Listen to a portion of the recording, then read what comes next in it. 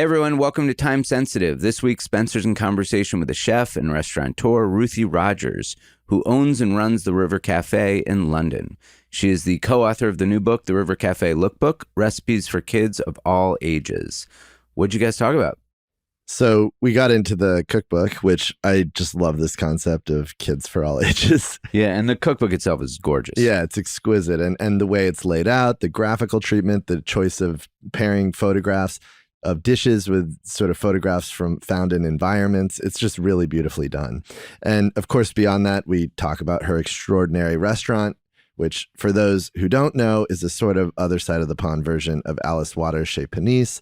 The food is just incredibly simple and delicious. It's also a hangout for all these interesting creative people. So we get into that, the community around the restaurant. She also touches on her early years before she started the restaurant. And selfishly, as a Coloradan, I wanted to ask her about her time at the Colorado Rocky Mountain School in the mid-1960s, which turns out to be a time and place that was incredibly transformative for her. I also discussed with her time in Paris in the 70s with her husband, the late Richard Rogers, and Renzo Piano, who together were designing the groundbreaking Pompidou Center there. And then, of course, we talk about the culture, not just of the restaurant, but of the kitchen. And what an incredible culture it is. I mean, she's had so many great chefs come up through there, including Jamie Oliver and April Bloomfield. And we finish on the subject of grief and loss and how she's found ways of coping and healing, particularly following the death of her husband last year. And her answer, as I'm sure listeners will come to find, is really moving. Sounds fascinating. I mean, she's really quite an icon. I'm excited to listen. But before we get into it, we'd first like to thank our Season 6 sponsor, L'École, School of Jewelry Arts, which is supported by the Maison Van Cleef and Arpels. With permanent campuses in both Paris and Hong Kong, and opening next year a third campus in Shanghai, as well as various traveling schools, L'École offers a wide range of classes, each lasting from 2 to 4 hours. With a maximum size of 12 students, these courses are taught by a group of 50-some teachers, art historians, gemologists, jewelers, and artisans, all of them experts in their field. L'École's teachers bring a specific hands-on approach and a particularly high level of jewelry expertise that can't be found anywhere else. Art history lessons, for example, are based on unique historical pieces taken straight from the L'École collection. Introductory courses on jewelry making techniques are given by high-level practitioners, and gemology is taught by observing real stones and using professional gemology instruments. You can learn more about L'École and its many course offerings at www.lecolevancleefarpels.com. That's www.lecolevancleefarpels.com. And now here's Spencer and Ruthie.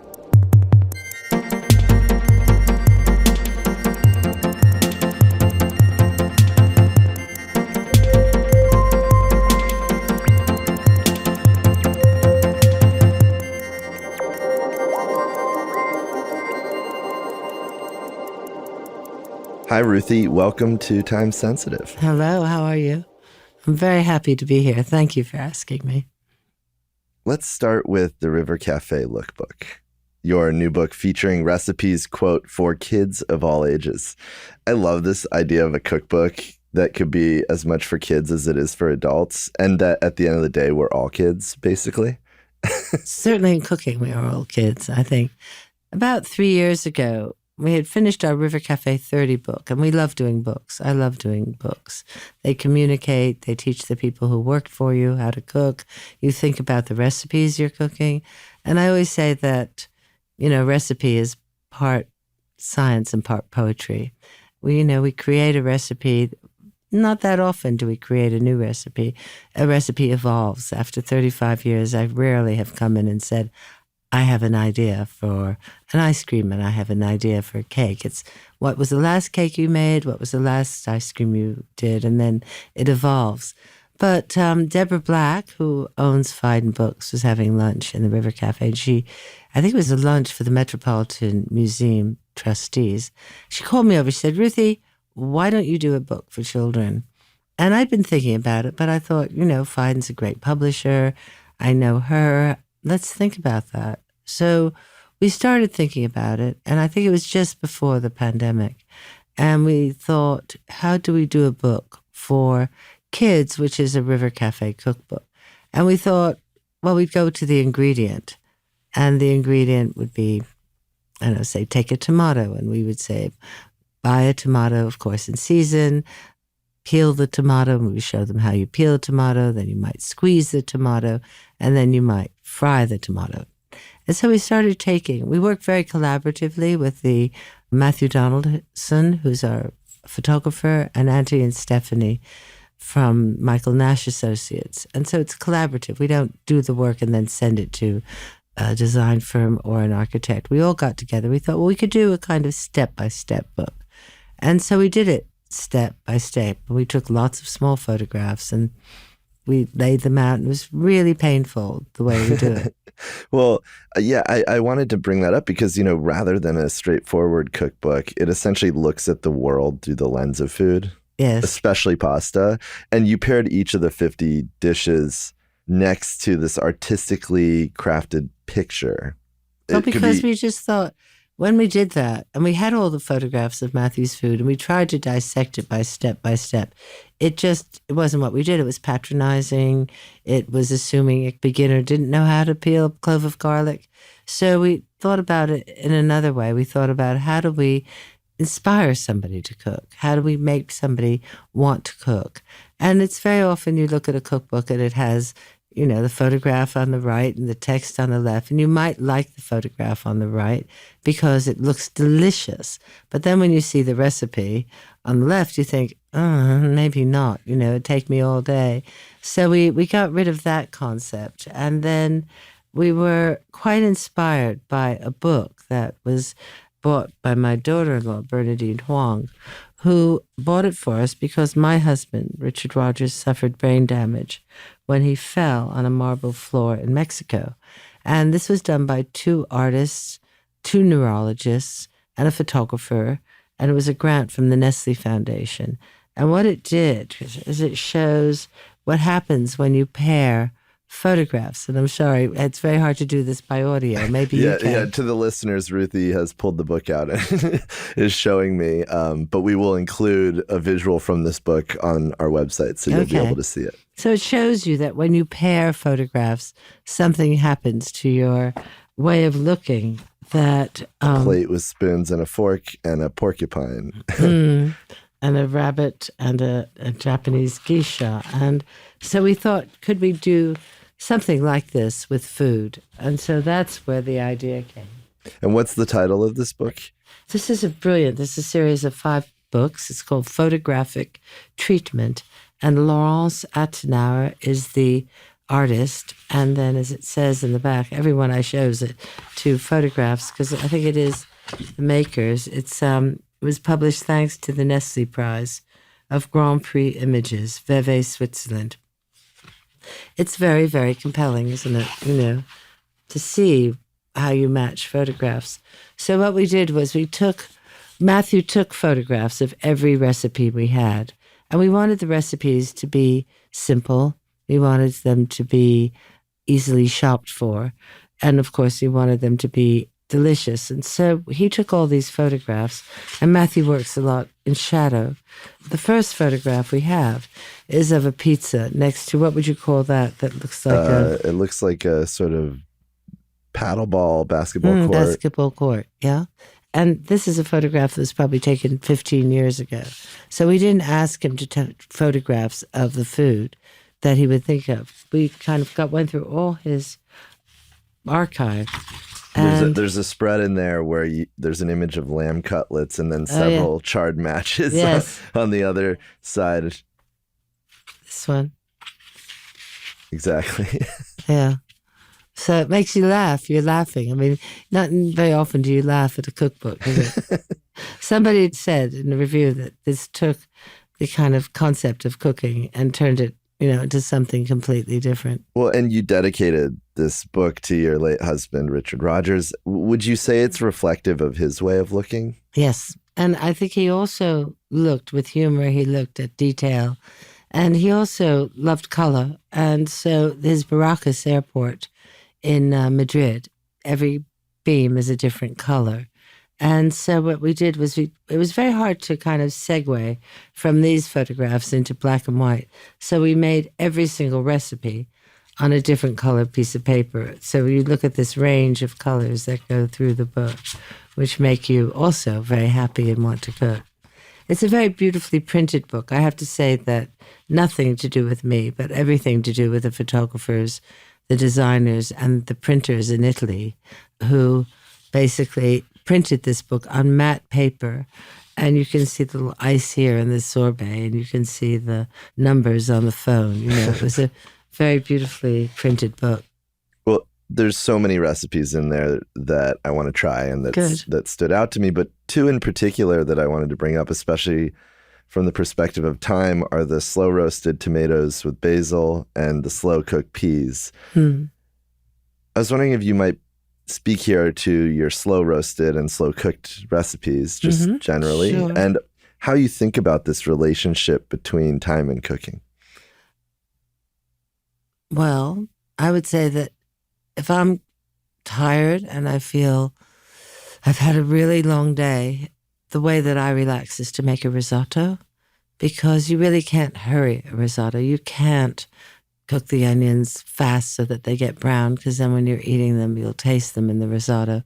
You can't stir in the rice and coat each grain with oil in a hurry. You can't add the additional herbs at the right time, or if you want to put a vegetable or meat in a hurry. And it takes time. So it's not a good dish to make when you have a lot of people coming, and it's not a great dish to make when you're in a hurry. But, you know, I used to come back from work when I worked as a graphic designer, and everybody would say, sit down and relax. And actually, for me, relaxing was to go and make a risotto very slowly. And I think it's the same with peas. Peas are delicious if you pick them, and you put them in boiling water, and you take them out, and you add olive oil, or you add butter, or you add some basil if you do that, and whammo, you could sit down in 5 minutes and eat. Practically don't have to eat anything else in a dish of peas. But then you can also take peas and you can add them with, you know, very thinly sliced onion that you've melted, you know, in olive oil or butter, and then you slow cook them for quite a long time without any water. You just let them slow cook. They release their water, and they become dark, and they become almost little sort of bullets of. Some of them are, you know, so soft they have no crunch at all, and some of them have a bit of the crunch, but they absorb the oil, and they're dark, and they're rich, and they're slow. My brother once said to me, when I said that, you know, England was changing, more and more people were working, and women were working, and he said, oh, well, that's great. That'll help the cooking because they won't have 6 hours to boil the cabbage. There was a joke about the British where why is it that in some cultures, as I was just saying, slow-cooked peas, slow-cooked spinach, slow-cooked tomato, slow-cooked cabbage, and yet another country can kind of cook it for hours and just take every bit of taste out of it? On the subject of cookbooks, you've made many of them. How do you think about the time you've spent putting these cookbooks together? Like, what has it offered you to be able to organize your thoughts in book form? And also, just maybe we could start with the River Cafe cookbook, aka the Blue Book, the first one. The first one. Which kind of was not only a catapult in some ways for the restaurant's reputation beyond where it had already grown at the time, but became a catalyst to making a lot more books. I think the first book, the Blue Book, came from, we opened in 1987, and by 1993, 92, people knew they were eating in the River Cafe, they were coming. We started in a very odd way, which was that we were only allowed to be open for lunchtime because we were in a residential area. And actually, it was even worse than that. We were only allowed to be open for lunchtime to the people who worked in the warehouses where the restaurant was. So it was very restrictive, but it was perfect for two women who really did not know how to run a restaurant, had only really cooked for their children and families. But then slowly we were allowed to open at lunchtime to the public, and then slowly we were allowed to open to the public at dinner, and then we were allowed to be open one day at the weekend. So it became a very slow process. But we grew with the restaurant. And we thought, you know, how do we communicate our recipes, what we're doing. Rose and I both had lived and worked in Italy. She lived in Lucca with her family, and my husband's family were Florentine. His mother came from Trieste, his father from also the north of Italy, but they moved to Florence. He had grown up with very, very good Italian food, and Rose learned to cook Italian food. So we thought, why was it when we were in London that we didn't have this food? We had rather heavy food. We had food that was appealed to the masses in sense of, that we would have a pasta with tomato. But there was no such thing as Papa Pomodoro, which is a bread soup from Tuscany. And in the winter you would have no beans, and yet, of course, we wanted cannellini and borlotti beans. So we thought maybe as a way of communicating to the world, or the small world, of what we were cooking, we also wanted to tell the people who were working with us what they were doing. Because they would come and say, that pasta sauce you wanted me to make. And, I looked at Matrixiana, you do it differently. And we say, yeah, we do it differently. So we're writing our own recipes. And that's when Cookbook One started. And what's your approach to creating new recipes? I mean, in the 30th anniversary book, you included these recipe notes. And when I was looking at them, I was curious to hear more about those recipe notes, how you they kind of seemed put together on the spot, but I was curious how you kind of go about that. Is it improvisation? It's the way that you cook. Yeah. No, I'd say that, well, first of all, how do we form a recipe? How do we write a recipe? And I think what you do is we've been cooking inspired by the food we ate in Italy. In the beginning, it was just Tuscany. And then as we started buying more wine, we went to Piedmont, we went to Puglia, we went to Liguria.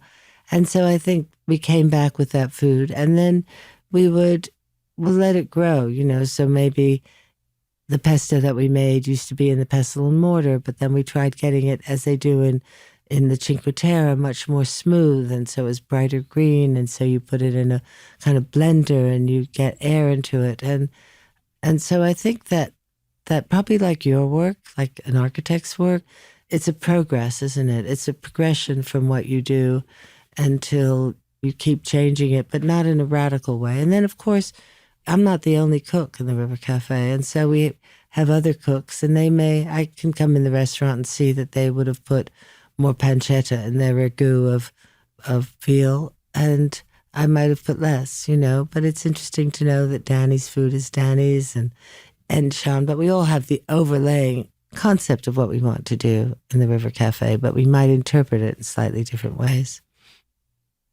We'll get back to River Cafe, but I wanted to go back to your upbringing in upstate New York. Your father was a doctor, your mother was a librarian and trade union activist. Tell me about the home you grew up in, your entree into food and cooking, and how your parents and growing up upstate impacted your development. Yeah. Well, I grew up in a small town. I was actually born in where all the hotels are. I was born in Monticello. And my father was a doctor there. He'd met another doctor in the war, and they came back and decided to set up a little practice there. He was a radiologist. They both were children of immigrants. My grandparents came from Russia and from Hungary.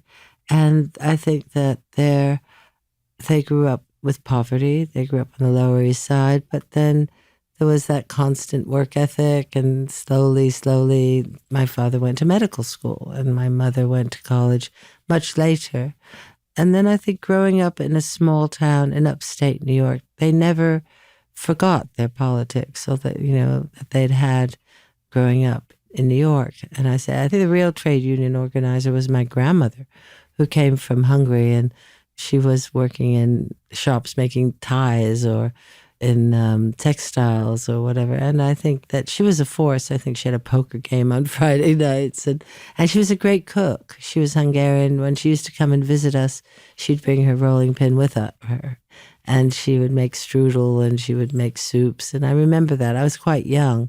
I was the youngest in the family. So she died when I was probably 8. And then I think in my own house, we grew up as mealtimes would be a possibility of talking. That basically, we always ate well. My mother and father always cooked for us a meal. I don't think we ever ordered in.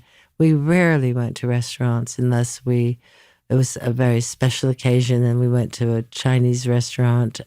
And we used the dinner table as a place to talk about what we'd done during the day, talked about the civil rights, talk about nuclear war. My mother was very involved with peace projects, and they were really active, I think, in that as I was growing up. And I think that food-wise, I particularly remember summers with these small farms that were around Woodstock that we would go if we wanted. I always say if we wanted corn for lunch, we would go in the morning. And if we wanted corn for dinner, we would go in the afternoon. So there was, from a very early age, it wasn't a broad palate, but it was a palate that respected the freshness of ingredients. And the local. And the local, yeah. From 1964 to 66, you left to Colorado, where you attended the Colorado Rocky Mountain School. What led to that move? And can you paint a picture of what your time there was like? Yeah. It was very, I suppose, different in my family to even conceive of going to a boarding school. My sister went to the Putney School in Vermont. And summers, they were long summers. So there was a question of what to do in the summer for a teenager. And they heard about the school called the Rocky Mountain School, which had a summer program. And so off I went. I went to Colorado. It was near Aspen. I must have been 16. And I loved it. I just loved that summer. We hiked. We learned to rock climb. We went in the back of trucks and went to Mesa Verde. We climbed peaks. What really appealed to me was there was a sense of community. It was one of those schools where you studied in the morning, and then the afternoons were cleaning up the school, cooking for the school, going to villages nearby, a real sense of participation and sport. There was hockey, there was kayaking, there was canoeing, there was horseback riding. And I was just so happy there. And I'd always been a really homesick child. I was always the one that came home from camp in the middle of summer because I was homesick, or I didn't like staying at my friends' houses because I was homesick. But in this place, I just felt this is where I wanted to be. So I asked the headmaster, John Holden, who was also running the summer program, if I could come back. And he said, yeah, Ruthie, watching you, seeing you here, you can come back in the fall. It was a pretty liberal school, so that it was not very well done. So I said, okay, I'll be back in September. And I went home, and as I said, I kind of applied, I was accepted, and then I told my parents. And they were great. They let me go. I look back on school, and I look at the experiences of people, my husband in particular, who went to a very English boarding school. And for me, Sunday nights are a pleasure because I loved school. I loved going back to school on a Monday morning. I loved the dorms, and we skied in the winter, and we started a scholarship program. I started it really with another friend of trying to do work and make money and then get kids from local communities to come. So I was there for 2 years. And you then go to spend 1 year at Bennington College in Vermont before moving to London to study graphic design at the London College of Printing. Why did you leave Bennington for London, and when did graphic design come into the picture? Did you imagine you might become a graphic designer? No, I think that I went to the mistake was, looking back, that I'd grown up in a very small town, and then I went to high school in a very, very small town called Carbondale. And then I applied to Bennington in a very, very small town, actually because I had a boyfriend who was at Dartmouth probably. And, after 1 year, I thought I was going to go mad. And I thought there's a world out there. And I didn't study at all my first year. I think I did really badly. They were probably as happy for me to go. And I think that they said, why don't you take 6 months off? And my parents had a friend in London. I had a very close friend, quite a few close friends, because it was 68, who were leaving the United States to avoid the draft, who were going to Oxford, going to the LSE.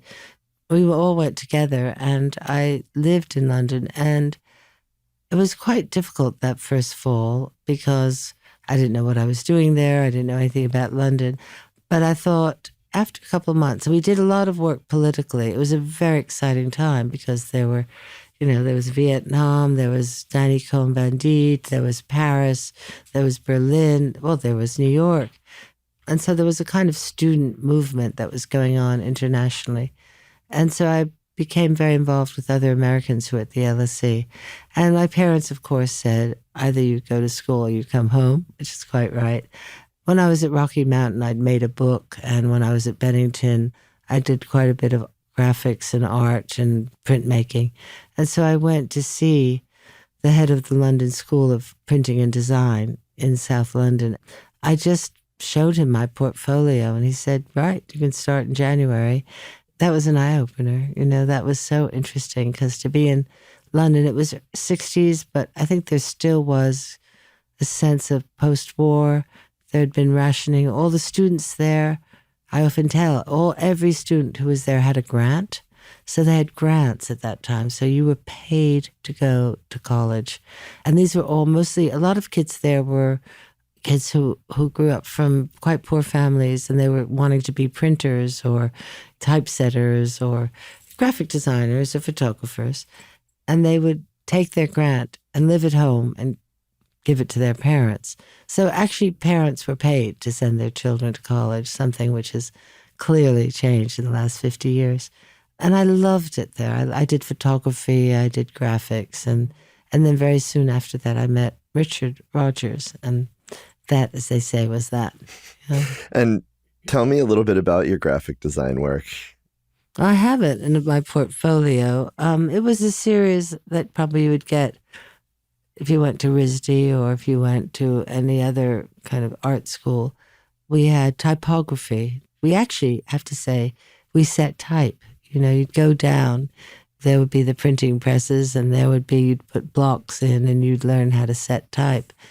We had Don McCullen, who's an incredible photographer, came and gave lectures. I think David Bailey gave a lecture in photography. It was a very exciting school to be in. I'd never done graphic design at all. I had no idea what one of those pencils was, or, the difference that you could get a 3B or 4A or anything like that. I had no knowledge. They just set us exercises. We had to do ads. We had to do a book. We had to do a poster. It was very much typographical and graphic design. And I did that for 3 years. I lived in London. I lived in a flat. There were a lot of Americans. And then I met Richard, and my first job, 2 summer jobs I had were in magazines. I went for it was a magazine called Queen, and it became Tatler. I'm not sure I really knew what I was doing, but I had a great ability to make friends with people who could show me how the fax machine worked or how to measure something or how to do something. Hey everyone, taking a quick break here to tell you a little bit about our Season 6 sponsor, L'École School of Jewelry Arts, which is supported by the Maison Van Cleef & Arpels. Celebrating its 10th anniversary this year, L'École brings together teachers, jewelers, art historians, gemologists, designers, lacquer masters, enamelers, setters, lapidaries, mock-up makers, and others to share their passion and knowledge of jewelry with the world. Through courses, conferences, exhibitions, videos, and book publications, L'École makes the world of jewelry accessible to all. No matter one's experience level, L'École opens up an incredible art form that has long been reserved for a handful of people. Through fresh, pioneering approach, L'École sits at the crossroads of art, gemology, and craftsmanship, and continues to and consolidates knowledge around the fascinating, vast world of jewelry. You can learn more about L'École and its current and upcoming offerings at www.l'ecolevancleefarpels.com. That's www.LECOLEVANCLEEFARPELS.com. And now, back to the episode. Well, let's fast forward to 1987 when you opened the River Cafe with Rose. Tell me about Rose. I know you met in London in 1969, and she later, as you mentioned, lived in the hills of Lucca. Mm. What was this path with her? I met Rose. Rose and I were both living in London. She had actually known Richard when they were both in high school. And we both left London at the same time. I left in 1971 to go to Paris, where Richard won a competition with Renzo Piano to build the Pompidou Center. Rose went to Tuscany with her 4 children as a way of getting out of London. It was a very bad economic time for everyone. And so she went to live in Italy. When I was in Paris, we lived above a market. And that was an education in itself, because I'd never really understood the concept of fruit and vegetables arriving, and then fruit and vegetables leaving, and then another fruit and vegetable coming. So there was the seasonality, obviously. I took some cooking lessons there. I had a baby there. And every stub in our checkbook was for a restaurant. When Richard wasn't working on the building, we were eating in a restaurant. And Renzo, the same. They both came home for lunch every day. I think that food, it just was such an obsession for those years we lived in Paris. And when we came back to London, the question was what to do. Richard knew that he did not want to move into an office in the city. He even thought about moving out to the country, something I definitely did not want to do. But he wanted to do, after Paris, he wanted to do something that was inclusive, that was about community, and architects and other fields doing together. And so he found these warehouses on the Thames called Thames Wharf, and they were old oil production warehouses. And they bought them, he and his partners, tore down one of the warehouses, put a park in the front, and there was always a space for a restaurant, whether it was a canteen or a cafe or a restaurant, there was a space. And you kind of started as effectively a canteen, but then it quickly expands. Tell me about that journey. Well, Rose and I went to look at it, and it was probably the size of this room. You know, you could have one fryer, you could have one grill, and we had 4 hot plates. We had a small bar, and we had 6 tables. And I think we were always, always ambitious to be a restaurant. I think that we wanted to grow and to be bigger and to learn. But the restrictions meant that, you know, at lunchtime, Rose would make sandwiches and I would make one pasta. And then she would make one pasta and I would make the sandwiches. And we charged, you know, we always say that the biggest competition we had was not another restaurant, but the woman who came on her bicycle to sell sandwiches, you know, so we had to price point it very low. But I think that Rose particularly, I'm sorry you haven't met her, she was a force, you know, she was strong, she was tall, she was ready to spend every hour of her life cooking and being a restaurateur. I was a bit more mixed because I still had a child under 4 at home. I had another one of 9. I had a kind of active life in terms of Richard's work. So, you know, we were slightly at different stages. Rose was 10 years older than I was. But I think we both felt very ambitious about making this restaurant the best Italian restaurant in the world. Could you talk about some of the underlying philosophies that you both shared that you brought to the restaurant? I would say that Rose and I were a very successful team because we voted the same way and we raised our children the same way. And so I think that we looked at the moral values of the place that we wanted to have. And we also looked at the way we would treat people as personalities who worked with us. We knew we wanted a restaurant that everybody participated in, which we did at home.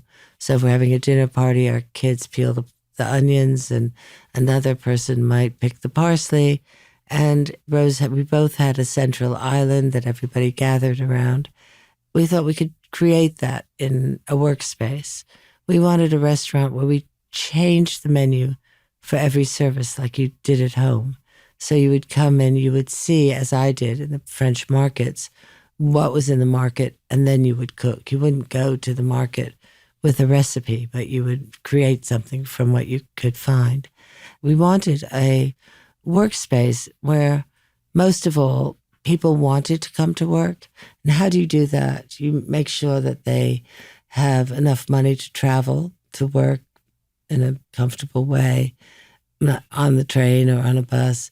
You have a restaurant that makes sure that you have 2 full days off a week, as if you were working in an architect's office or a newspaper.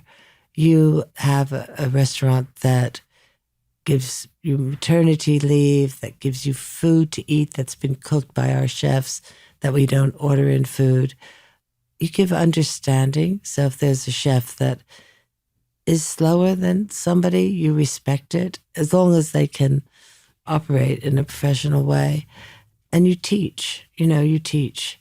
And I think we were there every day. So I think people who worked for us wanted to be there every day. And I think that these values, obviously the restaurant has changed, it's grown. We have 150 employees instead of 4. But, we gave people air, light, space, all that. And that's not to say that it's a touchy-feely, family-loving restaurant. If you have people coming in and wanting to eat in their lunch hour or dinner in the evening, it's rigorous. You can't be late. If you're late, you don't get in trouble with your boss. You get probably in trouble with the parsley that you were chopping so you could make the sauce. So it's very collaborative. It's very focused.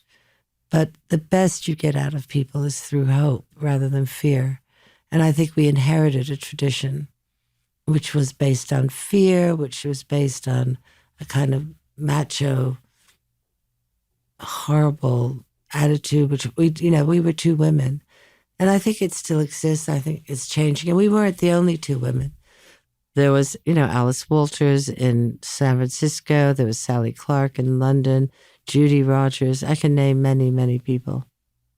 For sure. I was wondering, actually, do you view the trajectory of the River Cafe in some ways similar to what Alice Waters has done at Chez Panisse, or even coming out of this culture of Francis Moore Lepay's Diet for a Small Planet? Do you view it in that context? I do. I think, you can't separate. First of all, I have huge respect for Alice. I think she was doing this before we did, definitely. And I think that the feminist movement was the same time. The organic and sustainability was being talked about. I think that we were all thinking about being open to people, that the kitchen wasn't placed underground and somehow there was a chef with a white hat that made you feel scared. I think everybody, it's hard to look back because I don't think we were aware of it, but everything was being discussed and being looked at. What we do when you start something that has to do with food and all the levels it takes. And quickly, this restaurant attracted a loyal following and clientele, artists, filmmakers, actors, architects. What do you think was this pull, this draw that brought this community in? And could you speak to kind of how it was able to sustain what formed? Because that community still exists around this restaurant in this really special, intimate, sort of profound way. I think that we created a place where artists and, as you say, writers, architects. First of all, Richard had his architectural practice there. And we put paper dairies on the table, which we still have. And people from TripAdvisor absolutely hate. They say they just can't believe that we still do that. And it became a kind of place where the restaurant became a place where you could work, as well. Christopher Hampton wrote Les Liaisons Dangereuses sitting outside, and Richard would bring over his architects, and he and Renzo, very many people would take the paper home with them because they'd communicated.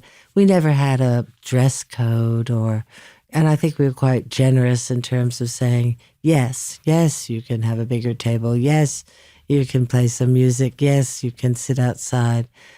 And I think a lot of Britain was recovering from a very, very hard time. Lucian Freud came every day for lunch, and he stopped coming when every improvement we made. Every time we made something a little bit better, he got a bit more annoyed, And so I think artists are curious as well. They want to find out what this place, the middle of nowhere, really. It was pretty far away to get to. What they were doing, what we were doing. Yeah, I don't know. You'd have to ask probably them why they liked it more than me. Well, it seems like there's some way of being kind of slowed down away from the rush of the day and getting to kind of have this river cafe time. Maybe, as you say, the day as a place. I think if you can create a place where people can slow down. I mean, we're sitting over the High Line. How beautiful is that? That you can be in a city and walk and just be quiet. I was saying that if I was leader of the world, one of my political priorities would be making more benches for people to sit down. I love a bench.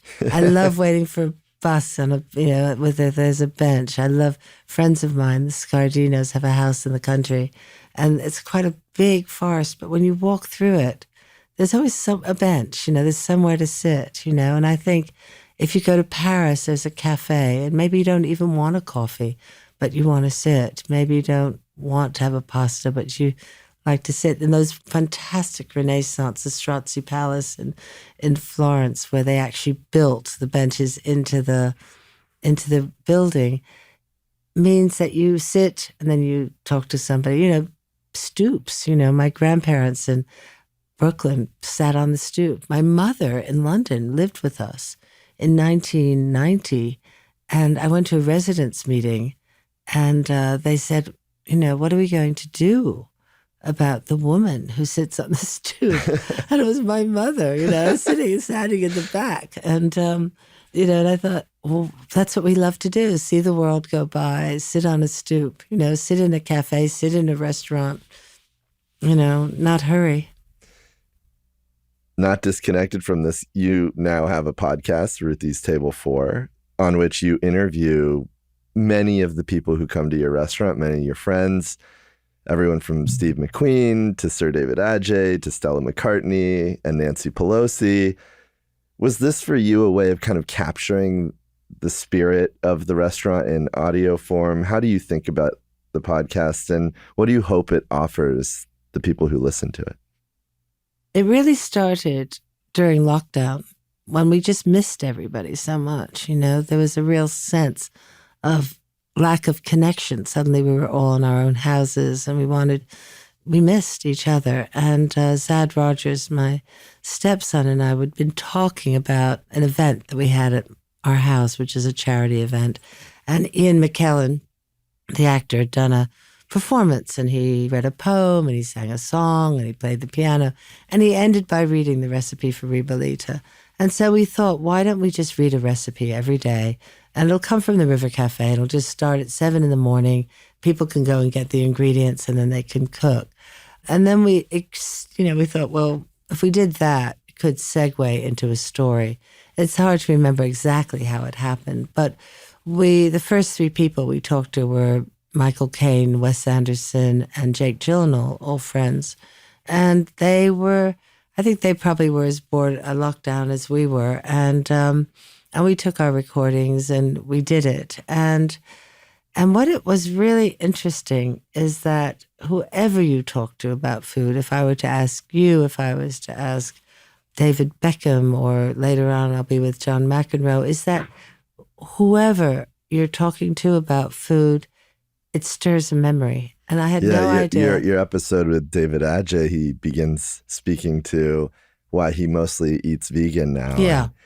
And African cooking. Mm-hmm. It transports you, and people remember things they might not have remembered. If you said, tell me about growing up in the East End and tell me about what your primary school was like. But if you say, what was it? Mel Brooks, who's 96, can remember the name of the woman who made the first pasta he ever ate when he was 6. 90 years ago, and he can remember her name. Now, that is Mel, of course. And also was very compelling was that very many people talked about their grandmothers, almost more than their mothers, especially people like Steve McQueen, who came from another country, and the grandmother brings the food with her, and the the child rejects it and the mother sort of half it, but it's the grandmother's food and the time that grandmothers have to cook. So we just did these, and people said yes. It's just amazing that people, when we asked them, said sure. They're not, doesn't take a lot of time. We won't ask questions about, what's it like to be a footballer or write a song with John Lennon. We'll say, what was the first glass of wine you ever had? And Paul McCartney talked about going to Paris and having, £3 to spend on wine. And it being terrible. Terrible. And the other thing that's interesting that I keep saying is that nobody really grew up entitled. I mean, some more than others. But they definitely see their success in terms of freedom with, being able to have a choice of food they might not have been able to talk about. So they talk about the first time they could go to a restaurant and order something without thinking about the cost, or, being generous and wanting to buy their family a meal. It's very moving. Tell me about the significance of table 4. Table 4 is a pun on the word four. So table 4 is, there are 5 tables that are in the windows of the River Cafe. Have you been? Yeah. So those tables that are along the edge, those are the round tables that we serve, probably 5 to 8 to 9 tables. And then the rest of them are 4s inside. So table 4 is a table where Michael Caine likes to sit. Actually, now that he's having trouble walking, he sits more towards table 10, which is closer to the door. And it's a pun on the word, I think Matthew Freud came up with it, table 4, Ivy Rogers, table 4, David Beckham. So it's a table 4, but it was also from table 4, which connotes where you're sitting in the restaurant. But there are a lot of people who don't like table 4. I don't terribly like sitting at table 4. I like sitting at table 1. Somebody once came in and said, show me the best table in the restaurant. I want the best table. And you'd say, well, for this person, table 21 is the best table. Table 82 is the best table. I'm just beginning after 35 years to learn the table numbers. I'm still not very good. Well, the restaurant has not just continued to grow in popularity and reputation, but it physically has grown from the original footprint. So as you were mentioning, first in 1994, then again in 1999, and following a fire in 2008. Even with this, though, there's always remained this incredible intimacy. And I was hoping you might share a bit about your approach to growth over the years, how you think about growth and maintaining that special sauce that makes the River Cafe the River Cafe. Oh, thank you. Growth.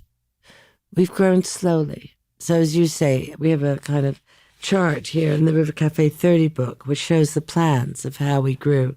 So first we had this tiny restaurant with 9 tables, and we were in the middle of the restaurant taking bookings and answering the phone. And then the second growth we suddenly had some space in the warehouse. And so you still walked through the restaurant, but there was a bar that kind of defined it and windows that covered the wall here. Then a few years later, we had a place that we could put an entrance. Imagine having an entrance into a restaurant. And so we had a bar, and at the bar you could have a drink while you waited for your table. And that was very exciting. It was still very, very linear, one room with a kitchen in the back, and we had a wood oven. We put a wood oven in. And that was very important for us in our cooking. And then we did have the fire in 2008. We were able to get more space, so we put a private dining room. But the whole concept from the very first day to now is that you have a wall of windows looking outside with a lot of light.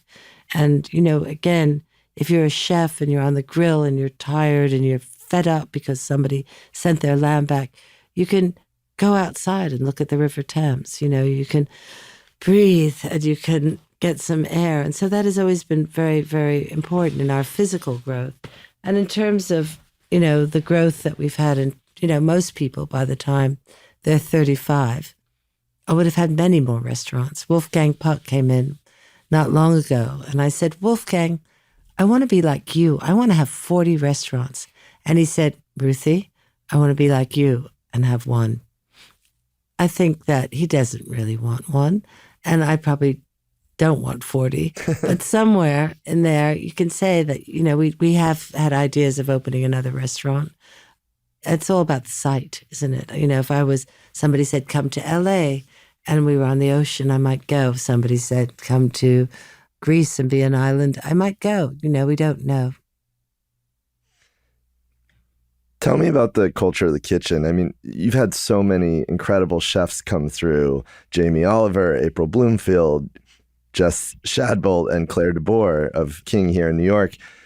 There's a real sort of profound, it seems to me, legacy of these chefs that have come through the kitchen. And I was wondering, what do you think makes it so special to be a chef at the River Cafe? Is it this sort of open kitchen design? Is it the culture of the restaurant where everyone's contributing to the food prep? First of all, I think you'd probably have to ask them, but I would say that what I think they really take away from the River Cafe is never, first of all, there's a culture of kindness. We have an open kitchen, so nobody shouts. You can't, because there might be customers sitting near you. It's run by 2 women, so there's absolutely no question of any bullying or making women feel less they are. When my chef said, interesting, the other day, that she loves the idea. She never knows what she's going to do when she comes to work. None of us do. So, we write the menu every day for each service. So if I come in the morning, sometimes I go for a bike ride, sometimes I go for a walk, sometimes you swim, sometimes you work out. You're thinking, when I get in, I need to write the menu. How do I feel today? Do I feel hungry? Do I feel I need comforting? Do I think I won't use the mozzarella, I'll use ricotta. It's a short menu. You have 6 or 7, sometimes 7 or 8 starters, antipasti. So we always have grilled squid on the menu with red chili. We always have a mozzarella. We usually have a ham like culatello or prosciutto. And then you think, well, should I do carne crudo or maybe carpaccio? They're beautiful cannellini beans. Maybe we'll just have a bowl of cannellini with the new oil. So you're sort of thinking about it. And then you come in. Sometimes I call at night and say, the chef, I say, what do we have for tomorrow? And they'll say, well, sea bass wasn't great, so we have turbot. And the turbot is really expensive, so maybe we'll put a slightly cheaper fish with it. And so you sort of know what you have. It can be Dover sole, sea bass, and turbot. And then there's usually one slow-cooked meat like veal, which we do very slow-cooked. And then we do a beef or a lamb on the grill. And we do a game, pigeon, grouse, partridge. So there's 6 mains, 3 fish and 3 meat. And there are 3 ways of cooking them. There's the grill, we slow roast them, or we use the wood oven. And so there's a fish and a meat in the wood oven, a fish and a meat on the grill, and a fish and a meat on Hots 3. And then we have our pasta section. We make our fresh pasta, and we also have one hard pasta. So you're sort of thinking, and then you come in and you look what's been left from the night before, rather like you do at home. Do I have tomato sauce left over? Do I have pesto? I don't want to use pesto today. Give that to the staff later on. And then you look at your team and you know that Eliza makes really perfect ravioli. And you have Hamish, who started not long ago, so you might give him something simpler to do. You kind of work your menu out. It takes sometimes an hour. And meanwhile, while the head chef and a couple of the other chefs are working out the menu, the other chefs are prepping the fish, prepping the meat, prepping the game. Maybe they'll put on a tomato sauce, because you always use a tomato sauce. And the waiters come in, instead of laying table, they're stoning the olives, they're chopping the chilies, they're washing the rocket. And so everybody's kind of working. And then the chefs finish the menu, we write it by hand, and then we give out the jobs. We might say, as I said, somebody did pasta yesterday, so they won't. And then the section's the same way. You don't know if you'll be on the grill or Hots 3 or Hots 4. If you're a starter chef, you'll be on colds, but then you're working your way up. So it is, it's a small team. There are 8 or 9 or 10 or 11, 12 chefs, and we all work together. Well, you've called the kitchen a great equalizer, and even going back to this Adam Gopnik piece in The New Yorker in 1996, he called the River Cafe a casually democratic restaurant. Something that still holds. How do you think about your approach to running the kitchen and the restaurant? How do you think you realize this equalizer quality, this democratic casualness? I have to say that I said before is that we are kind, we are curious, and we're helpful, but we are also tough. Rigor. It is, yeah, it's rigorous because, as I often say to people, who work there, the table four could be Paul McCartney, but it could be somebody who's saved up all month to come here. It could be somebody who's taking their grandmother for the first time after getting out of the hospital to lunch. It could be somebody who's had a baby. We don't know, but what we know is that when they walk in this restaurant, it's theirs, and we are there to serve them. And by saying that, the floor has to be clean. Their table has to be beautifully laid. You have to look good. If you're tired or your boyfriend broke up with you, leave it at the door. Rose died. We had to carry on the restaurant after she died. But the customer who comes in to have their meal, that's not their problem. Or it might be because they knew her and wanted to talk to her. So really, I'd say that it's not that casual fun. It's really rigorous to work. It's hard work. And we've had people who come and they are a doctor or they're a lawyer and they say, I think I want to be a chef. And we say, well, go to school. Don't learn it in the River Cafe. Go to school and then come back. And remember that your shifts will go on later. And remember that you may have to do Saturdays. And remember that you'll be told halfway through to change your apron. And remember that. And we're not putting people off because I think I have the best job in the world. I really do.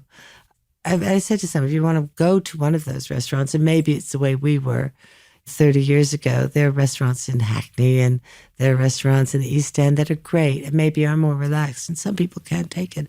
But I think working in the River Cafe, the rigor and the stress and the whatever it is also coupled with going to Tuscany for 4 days to learn how olive oil is made. Every year. I came back last week. We took 20 people to Tuscany. And then if you've been to Tuscany this year, next year you'll go to Piedmont. And then next year you'll go to Milan. And then maybe you go back to Tuscany again in 4 years. So there's a real, investment in you. We'll teach you how to make the best potatoes al forno you've ever made. We'll teach you. There is time to teach.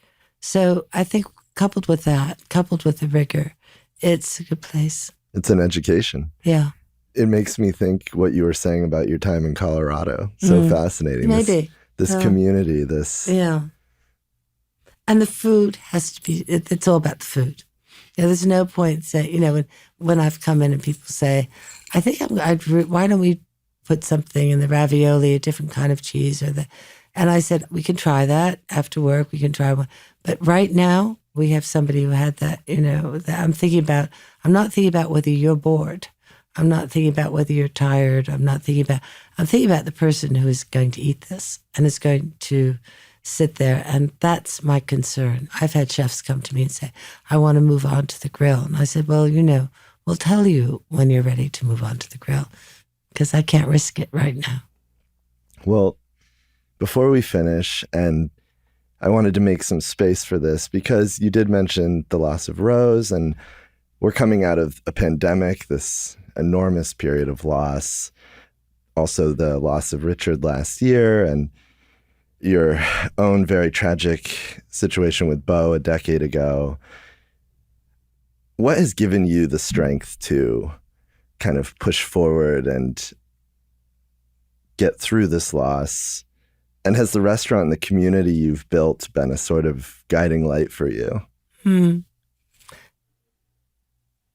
I wish I knew what gets you through grief. I wish I had the answer because a friend of mine's brother died and her mother went to bed for 6 months. She was very French and she kind of, I always think of her, doing that. And I think that was her way. My way has been, I think, to be active and to say, of course, I go home and cry into my pillow, but I also get up and then go to work. For me, being active, and I'm so lucky to work with really young people and to have people who really, they're so kind. I also have an incredible family. Ivy is here, Sad is here. Sad is the producer for the show, and Ivy's here in New York, so she's just, handcuffing herself to me. And so, last night I gave a little talk at the book party, and I said, there's a Beatles song. I get by with a little help from my friends, And I think I've had a lot of help from my friends and my family. And so it just keeps you going, really. This idea of being a kid at heart, kids of all ages. Kids of all ages, yeah. And loss is terrible. I don't know who came up with the concept that you had to have a lifespan, but they should be put in the dustbin of history. That's a great way to end. Ruthie, thank you. Thank you very much. Extra thanks to our Season 6 sponsor, L'École, School of Jewelry Arts, which is supported by the Maison, Van Cleef, and Arpels. A unique place for learning, L'École welcomes the general public to the world of jewelry through courses, conferences, exhibitions, videos, and book publications. You can find out more about L'École at www.lecolevancleefarpels.com. That's www.lecolevancleefarpels.com. And thank you for listening. You can find more episodes of Time Sensitive on our website, timesensitive.fm, or wherever you listen to podcasts. You can listen to our other podcasts at a distance by heading to atadistancepodcast.com. You can follow us on Instagram at slowdown.tv. And if you like our programs, please be sure to subscribe and leave comments. Our theme music was composed by Billy Martin. This episode was produced by Ramon Broza, Emily Zhang, and Johnny Simon.